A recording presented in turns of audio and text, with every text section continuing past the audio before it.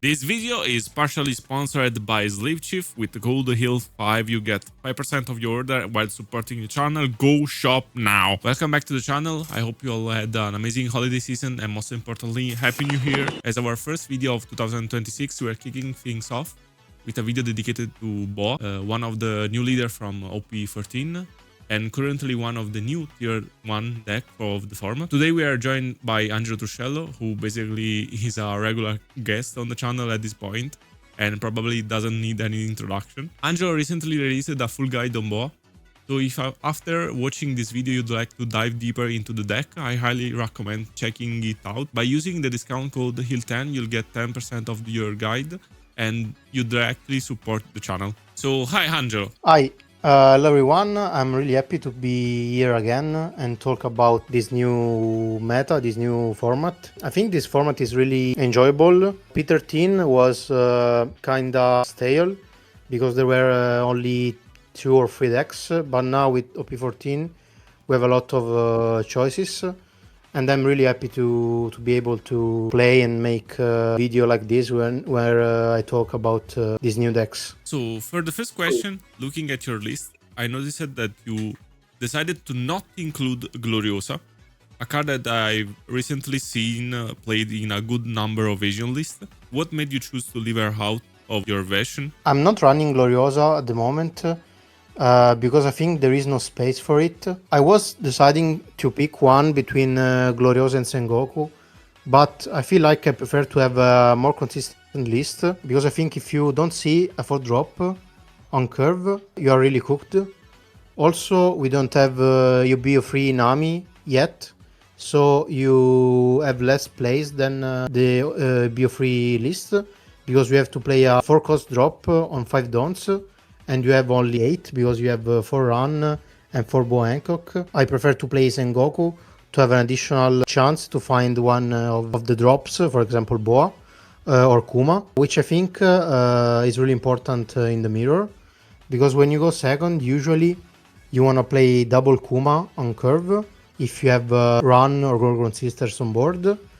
But if you see only one Kuma and your opponent triggers well, you are cooked and you cannot play for many turns. So I think Sengoku is really good for that reason specifically. And also I think because in a lot of matchups you really need to add perfume with it, and you cannot afford to miss perfume. So I think Sengoku is needed for that as well. And I cannot find space for Gloriosa, because I think the cards that are currently in the list are better than Gloriosa. Maybe I could consider to cut one Rayleigh and maybe one cost event. You are frightening me, but I think I'm pretty happy with this list at the moment. I'll see in the next weeks if there will be more mirror matches. I could consider to add 2 Gloriosa, but I think I won't add more because there are already 4 Ioris, so you have like 6 options for the 2 dons turn, so you can play either Gloriosa or Iori, and I think 6 is a pretty high number, so I'm fine with playing it in 2 copies, but at the moment I don't want to include it. Continuing with the deck list, I noticed the presence of the 2 spells played as a single copies, the Yellow Zero Cost event and Slave Arrow. Why did you decide to go with this specific ratio? Okay, so I'm playing only one zero cost event, because I think you don't wanna draw 2 copies of them, because sometimes you have 2 of them and you are versus an aggro deck like the mirror, where they go with the white board and start swinging for 5, and you cannot afford to have 2 non-counter cards that make you trash 1 card. So for that specific reason I don't want to play more copies of it, so I cannot draw the second one.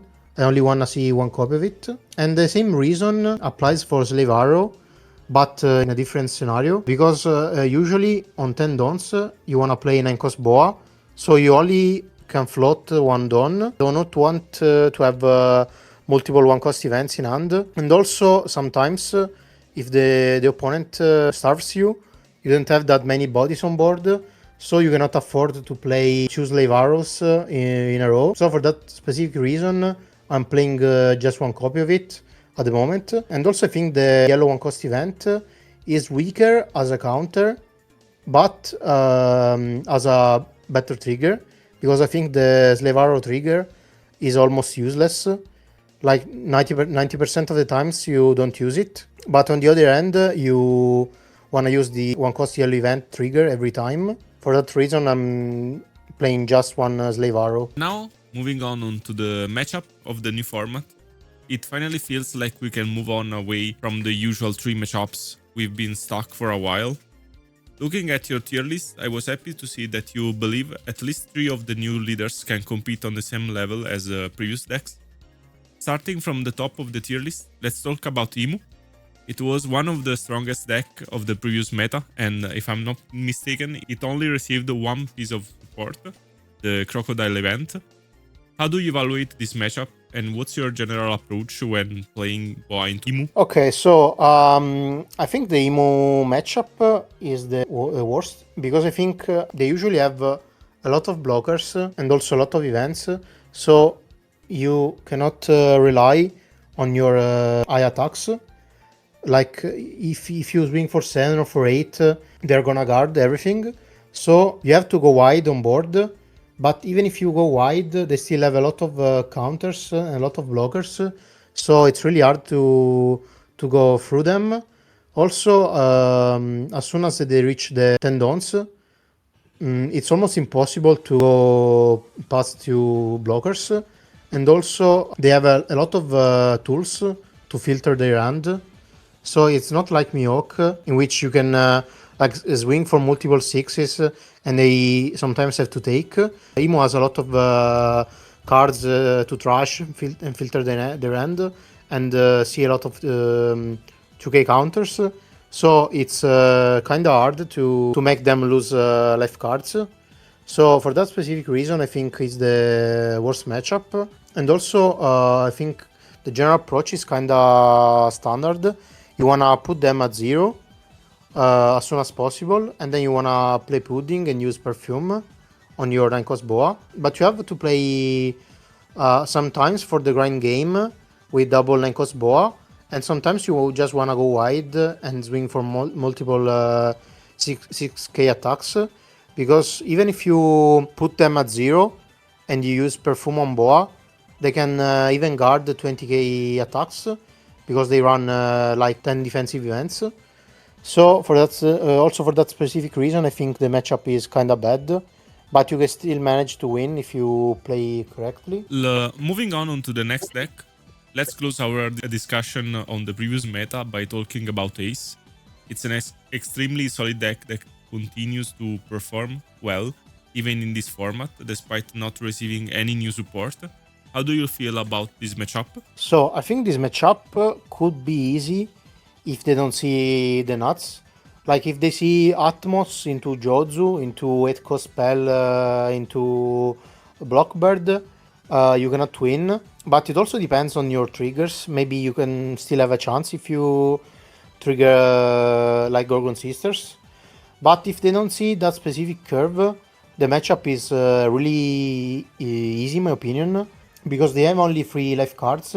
So if you put them at 0, even if you, for example, make a 4 cost boa die, you can just win with pudding plus perfume. Also you have a lot of defensive tools like Rayleigh.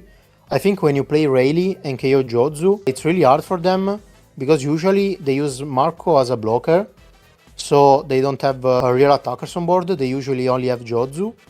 But if you KO it, they don't have attackers, so they cannot make you lose life cards. And you also can heal up a lot, so they have to take a lot of turns to make you lose cards, life cards. And you have a lot of turns to find your win condition, which is pudding plus perfume. So you can just spam 9 cost boa, make them take life cards, and then you can just go pudding perfume, you can just win. But you have a lot of turns if you play Rayleigh and KO Jozu. So I think the matchup is really favorable if they don't see the godlike curve, in my opinion. Now we can finally move into the new meta, starting with the purple Doffy. It's a very interesting deck that can really destabilize the opponent by redirecting attacks. What are your thoughts on the deck, and how do you see the Boa matchup against it? I think the Purple Doffy matchup is kinda close, because on paper, Purple Doffy should be favored into Boa. But I think the game is often decided on the first turn, because if Doffy sees double Sugar or Sugar plus Dellinger, you're gonna have a hard time to clear Sugar, so they're gonna generate a lot of value, especially if you don't see Sengoku.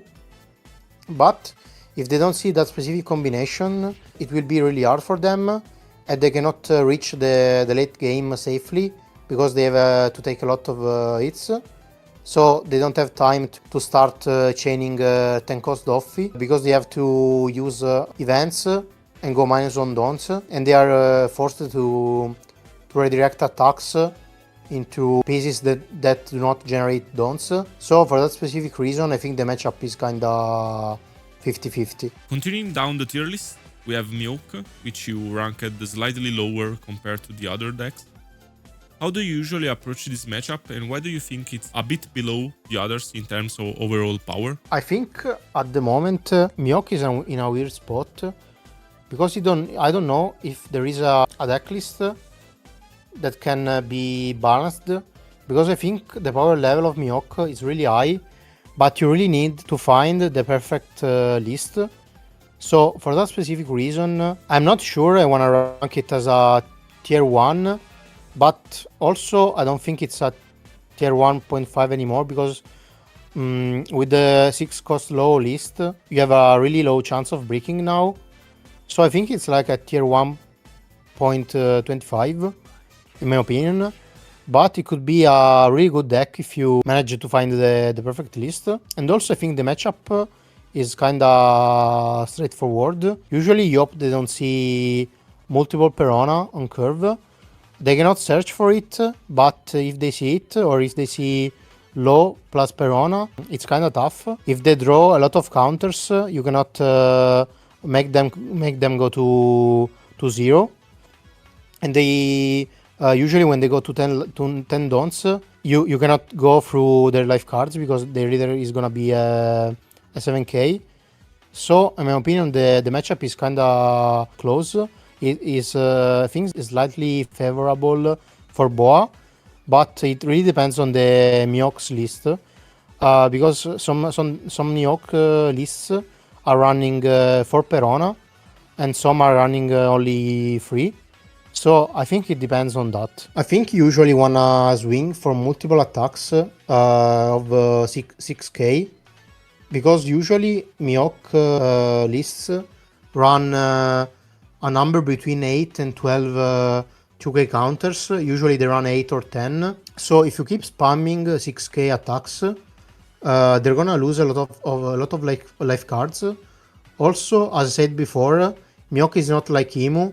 They cannot filter their hand, so sometimes they have only like 1 or 2 counters in 7 cards, for example, and that's really a good point in favor for Boa.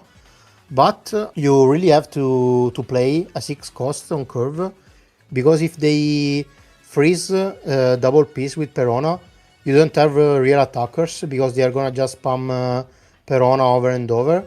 So you really need to put something like Gorgon Sisters or even Rayleigh on 7 dons to KO their 6 cost low. The play is really great in that matchup, I think.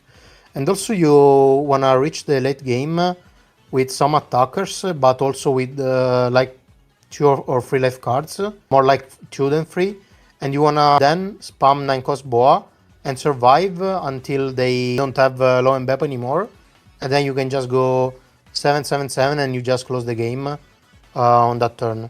So I think you wanna play really aggressive, then slow down a little bit and deal up, and then you wanna play for that line. Going back for a moment to some of the older decks, what do you think about the return of UP, thanks to the Roger promo, and how do you evaluate the matchup against Boa? I think the UP matchup really depends almost only on what UP sees, because if they draw the perfect curve, they have like triple ramp into Sanji Mihawk into Sanji Roger, you have zero chances of winning. But in my opinion, UP is not that consistent.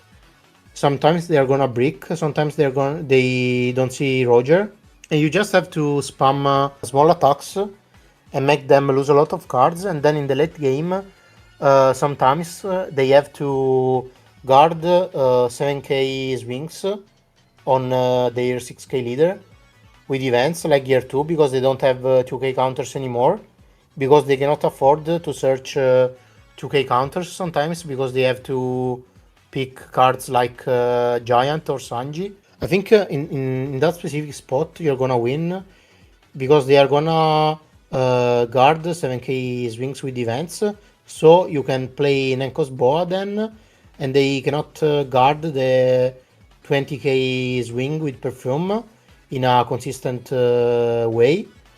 And you also have Pudding, so you can just scam the game with Pudding plus Femur plus a 20k attack with Boa. And also there is a specific spot that happens every game.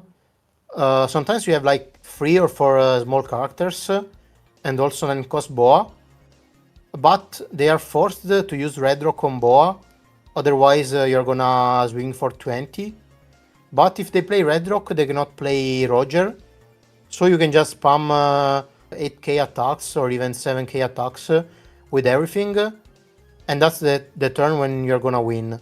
So I think it's pretty straightforward, in my opinion. To wrap up the matchup discussion, let's talk about the mirror match.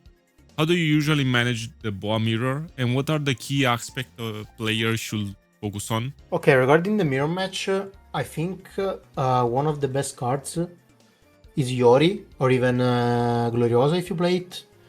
I think if you see Yori or Gloriosa on 2 dons, you are really ahead.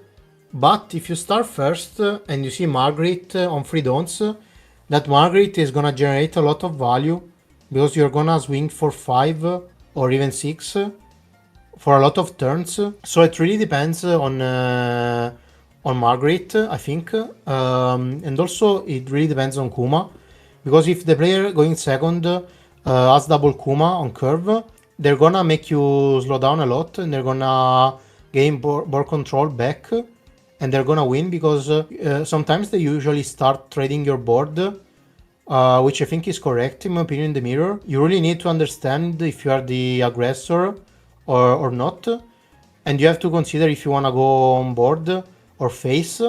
Also sometimes in the late game, if you are close to 1 life, like you have 1 life or 0 life cards, you can just swing the board, you can just KO everything, and then you have like Boa blocker, you can just play 9 cost Boa and deal up, so you have 1 life card, 1 blocker, and your opponent doesn't have anything on board, so you can just win the game from there. So I think that's one of the best approaches for the mirror match. Perfect. That brings us to the end of the video. I want to thank Angelo once again for his time. As a reminder, you'll find the link to his Boa guide in the description, where he goes much more depth on the matchup we discussed today. And bye. Thank you very much. Bye bye, and see you in the next video.